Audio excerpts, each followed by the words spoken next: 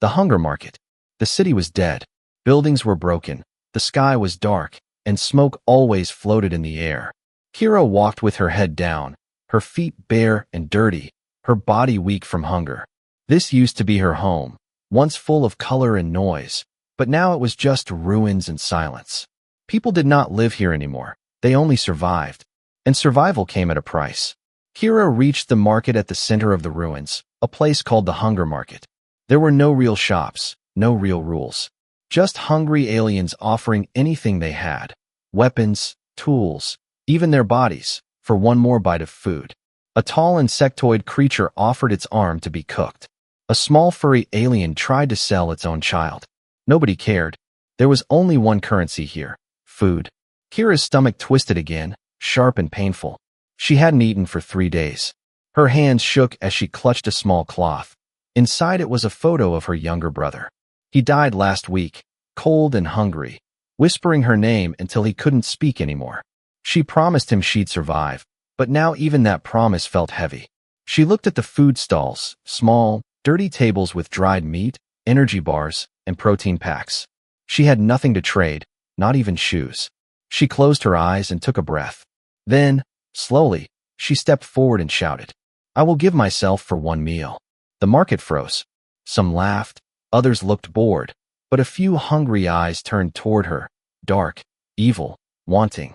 A lizard-faced alien moved closer, grinning. Another reached for chains. Kira didn't move, didn't cry, she just stared at the food. Then, a voice came from the shadows, calm, low, and human. "I'll take her." Everyone turned. Humans weren't welcome here. Not after the war, not after what they did. But this one was different. Tall, clean clothes, strange black armor, a bag over his shoulder. His name was Rourke, though Kira didn't know it yet. He walked straight through the crowd, no fear in his steps. The lizard alien hissed, but Rourke didn't even look at him. He reached into his bag and threw a food pack at the stall owner. Then he gently took Kira's wrist. "Come," he said. Kira followed, too shocked to speak. They walked far from the market, past broken buildings and melted cars. He didn't ask questions, and she didn't talk. Finally, he stopped at a small shelter built from metal scraps and old ship parts. He opened the door, and inside was a small heater, a chair, and more food packs. He gave her one. Kira grabbed it, opened it, and began to eat like an animal, hands shaking, crumbs falling. She cried while chewing, but didn't stop. Rourke watched in silence, sitting across from her. When she finished, she wiped her mouth and finally looked up. Her voice was soft, broken. "Why did you help me?" He didn't answer right away. Instead, he opened another pack and placed it in front of her. Then he said, "Because I need your help too." Kira blinked, confused. Help him? She had nothing, no power, no skills, nothing left. He looked at her with eyes that didn't match his kind. They didn't shine with pride or hate. They were tired, full of something she couldn't name. Pity? Guilt? Maybe both. Then he said something that changed everything. "I'm not here to fight. I'm here to stop the killing." Kira stared at him, unsure if she should believe him or run. But her body was still too weak to move. And her heart, despite everything, wanted to believe. Maybe he was lying. Maybe he wasn't. But he gave her food, not chains. And in this world, that was enough to make her stay, for now. She leaned back slowly and closed her eyes. For the first time in months, she wasn't cold. She wasn't starving, and she wasn't alone. But something deep inside told her this was just the beginning. She had traded her body for a meal, but what this human wanted from her, that was still unknown. The human's mission. Kira woke to silence. Not the silence of danger, but the strange, soft quiet that comes after pain. She was warm, wrapped in a thin silver blanket, the kind used in space rescue kits. For a moment, she forgot where she was. Then the hunger market came back in flashes. The crowd, her offer, the human's hand. She sat up fast, heart racing, but the room was empty. Rourke was gone. The small shelter buzzed softly from the heater, and near the wall sat a black metal case, blinking green. She crept over and opened it, expecting weapons or traps. Instead, it was full of food, water, medical supplies, more than she'd seen in months. Why would a human bring this here? She didn't have long to wonder. The door opened, and Rourke stepped in, brushing dust off his shoulder. He looked at her like she was a puzzle, not a threat. You slept too long, he said, dropping a small device onto the table. Kira stayed quiet, watching him. She had questions, but didn't want to owe him more than she already did. He noticed and gave a dry smile. Still think I want something bad from you? She didn't answer. He sat down and tapped the device. A small map appeared in the air, glowing red in some places, green in others. Kira's eyes widened. That was old tech, military grade, restricted even before the war. This is why I need you, Rourke said, pointing at a red zone blinking fast. There's something hidden here, deep under the ruins, a weapon or a reactor, maybe both. Kira stared at the map, recognizing the location instantly. It was her old school, the one bombed in the first wave. Why do you care? She asked, voice low. Your kind already won. Rourke shook his head, his face suddenly hard. Not me, he said. I walked away from that war 2 years ago, the moment I realized we weren't the good guys. That hit her like a slap. A human, saying they weren't the good guys? She didn't believe him, but his eyes didn't flinch. He pointed at her. You were there, weren't you? Before the bomb fell. Kira looked away, hands curling. She remembered the sirens, the sky turning white, the screams. Her teacher shielding the class with her body, her brother hiding under a desk. Everything gone in one breath. Yes, she whispered. I was there. Rourke nodded, slowly. Then you know what they buried under it. She hesitated, then nodded. There were rumors, even before the war, that something powerful was hidden under the school, an alien core, ancient tech, something governments wanted. We never saw it, she said. Only the elders knew. Rourke leaned back. Then we find one who's still alive. Kira blinked. Why? So you can take it? No, Rourke said firmly. So I can destroy it, before someone worse finds it. That answer twisted something inside her. If he was lying, it was a good lie. If he was telling the truth, then this mission wasn't about saving her. It was about saving everyone. She stood, legs still shaky but stronger than yesterday. Then we start now, she said.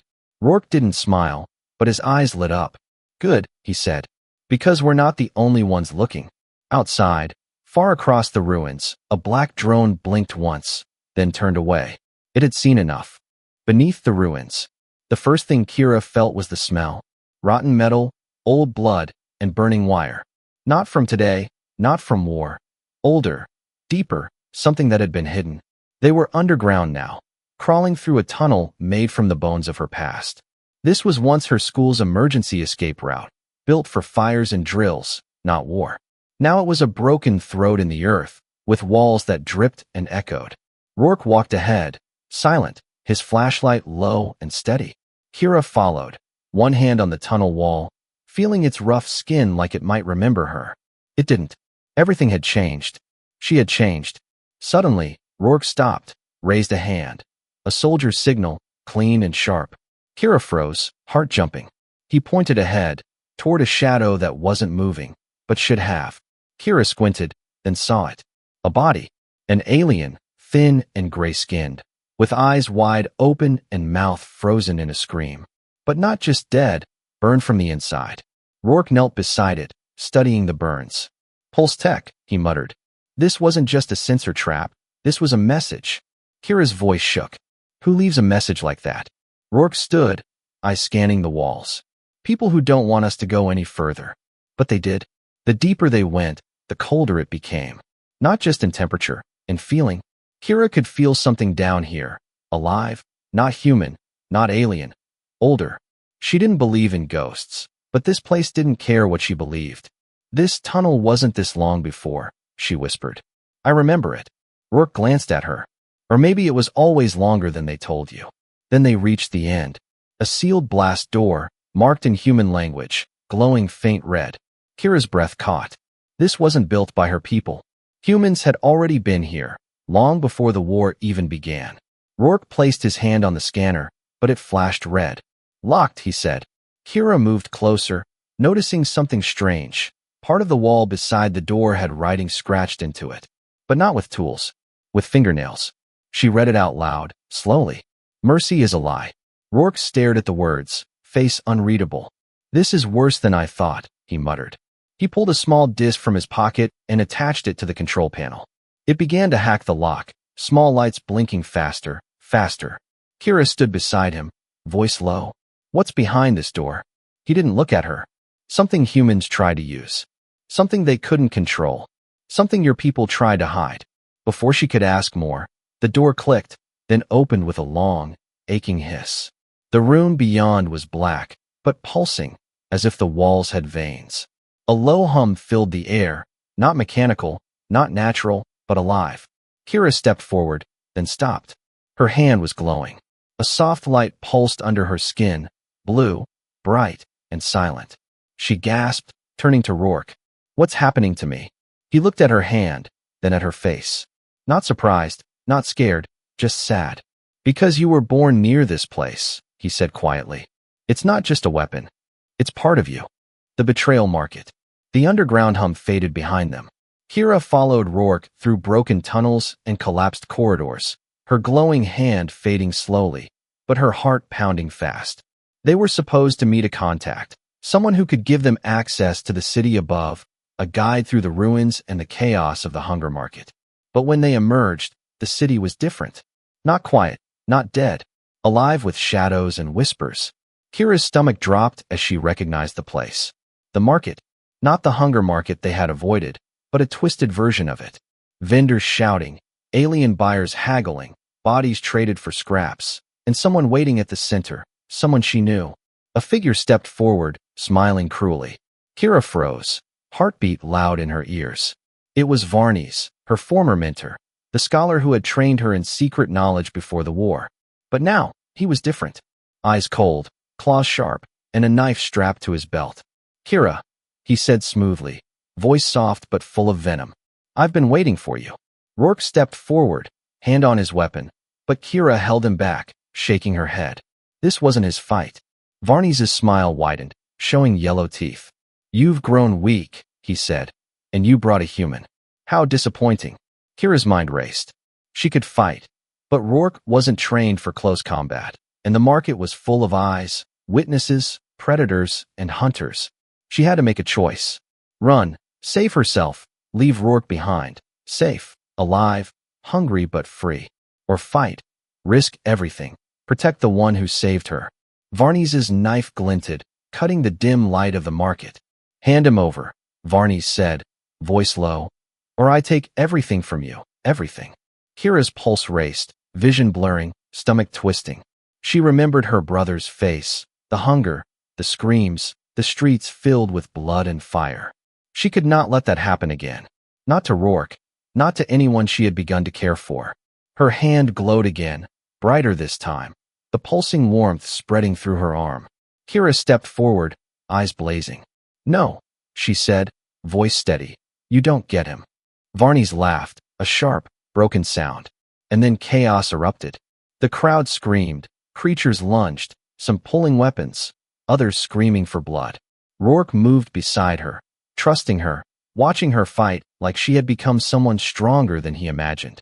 Kira's glowing hand slammed against Varney's chest, sending him flying back, smashing a market stall. He snarled, getting up, more furious than ever. You're mine, Kira, he screamed, chasing her. But Kira didn't run. She raised her hand, pulsing, and shouted. I decide now. The glow surged, blinding, and Varney's froze, stepping back, unsure of what was happening. The market went silent for a heartbeat, every eye on the young alien girl glowing with power. Kira grabbed Rourke's arm, pulling him through the chaos. They ran, weaving between overturned stalls, screaming vendors, and the shadows of predators. Behind them, Varney's screams faded, replaced by the distant sound of alarm drones, activated by his anger. Kira didn't look back. Her heart hammered, her hands shook, but she knew one thing clearly. She would not let fear or betrayal decide her fate. She would survive, and she would protect the human who had shown her mercy, even if it meant destroying everything she had known, even if it meant facing the worst parts of her past. Ghosts of the fleet. The sky above the ruins was not sky at all. It was metal, cold and gray, a ceiling of ships frozen in orbit like ghosts. Kira had never seen so many, not even in old stories. She shivered, feeling the weight of their silent eyes, watching, judging, waiting. Rourke led her through the wreckage of an abandoned docking station, his steps careful, his eyes scanning every shadow. Kira tried to ask him questions about the glowing in her hand, about Varney's, about why he saved her, but he only shook his head. Soon, he said, voice tight, when we're inside. Inside a massive ship hangar, old warships hung like skeletons, wires dangling, panels torn open.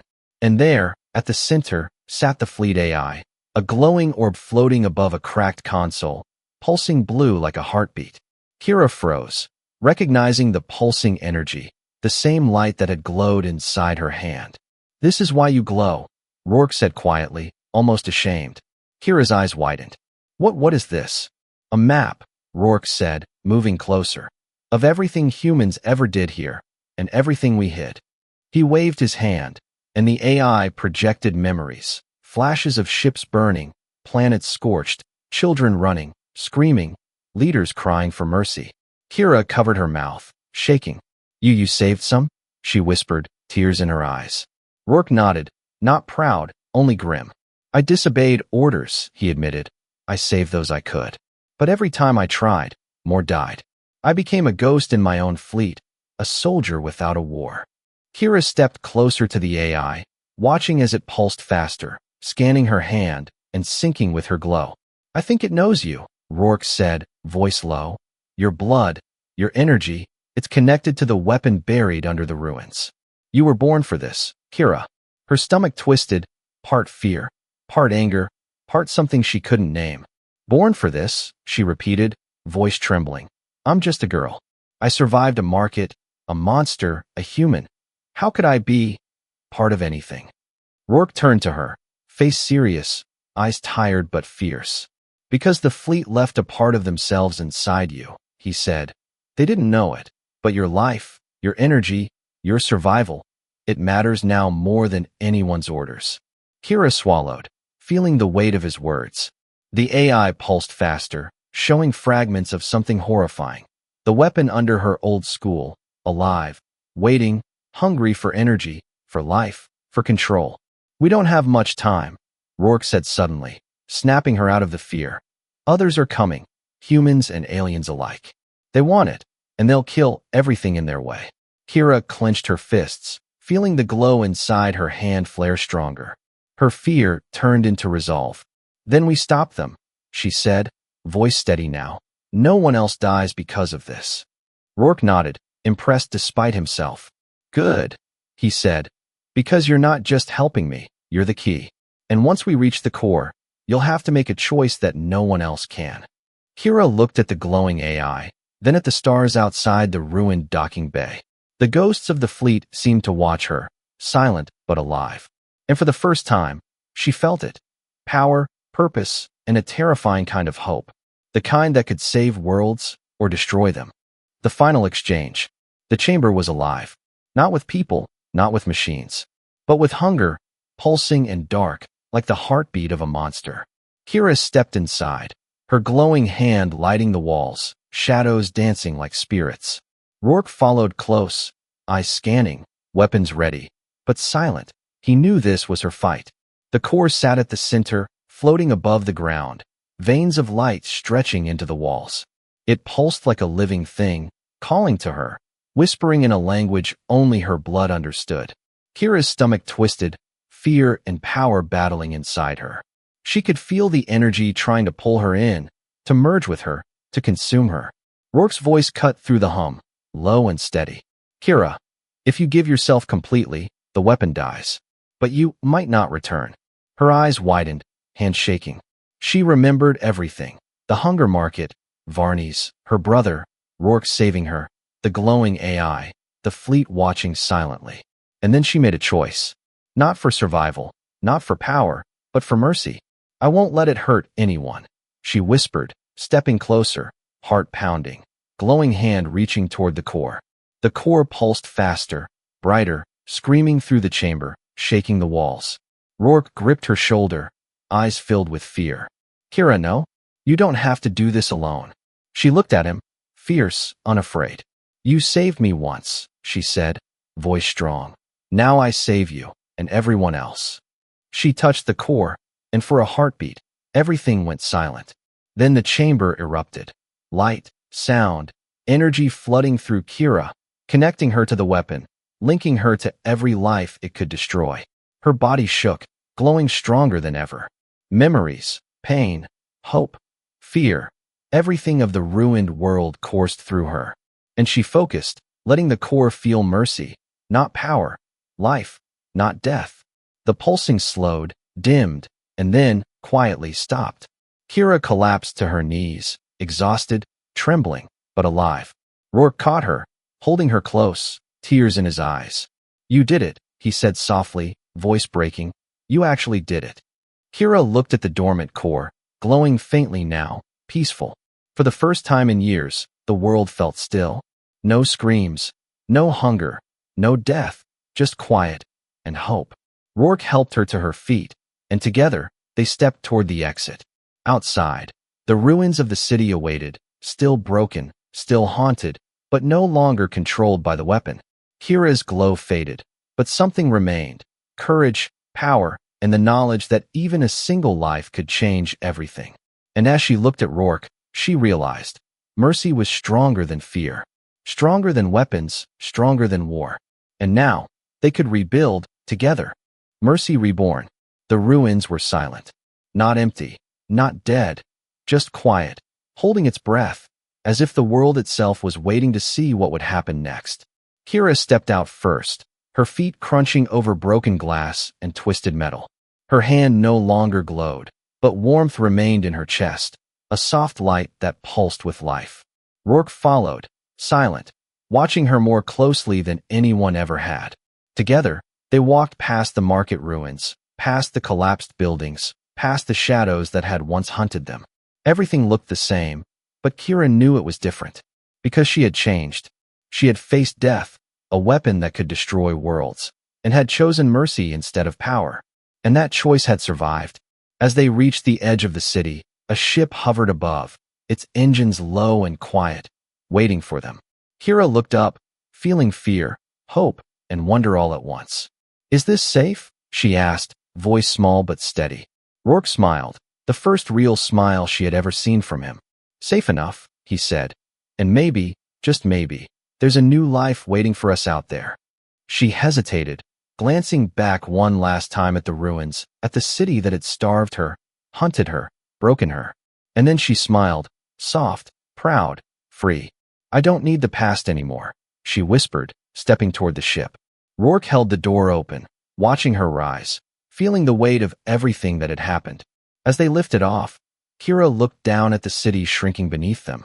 The streets that had once demanded fear now lay quiet. The hunger market, the predators, Varnies, all frozen in the silence she had created.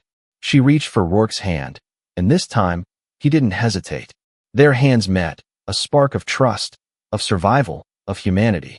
"We saved more than ourselves today," Rourke said softly.